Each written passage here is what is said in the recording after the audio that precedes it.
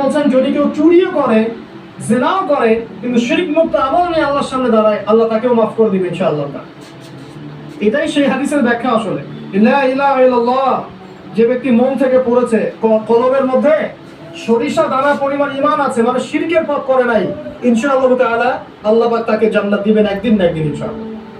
আল্লাহ পাক তাকে শাস্তি দিতে পারেন, মাফ করাতে পারেন, কিছু আযাব দিয়ে হলেও আল্লাহ পাক তাকে জান্নাতে দিবেন ইনশাআল্লাহ তাআলা। এখন প্রশ্ন হচ্ছে, তাহলে সহিহ বুখারীর এই হাদিসটা কেমন?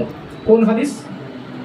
নবী সাল্লাল্লাহু আলাইহি ওয়াসাল্লাম বলেন, এই হাদিসটা আসছে বুখারীতে 4 বার, একবার না কিন্তু 4 বার।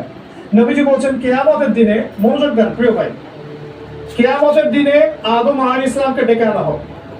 ডেকে বলা হবে তোমার সন্তান যারা আছে, আদম সন্তান, তাদের মধ্য থেকে তুমি জাহান্নামীদেরকে আলাদা করে ফেলো। আদম আলাইহিস সালাম বলবেন, হে আল্লাহ কতজনকে আলাদা করব? আল্লাহ পাক বলবেন প্রতি 1000-এ 999 জনকে জাহান্নামের জন্য আলাদা করে দাও।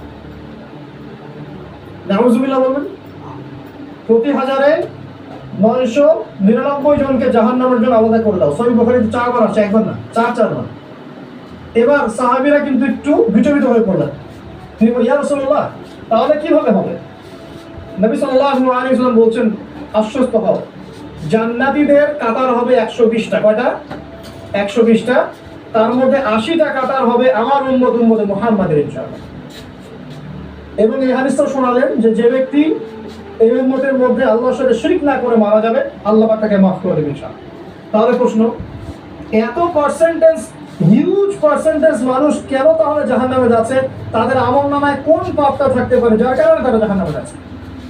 উত্তরটা দেখি।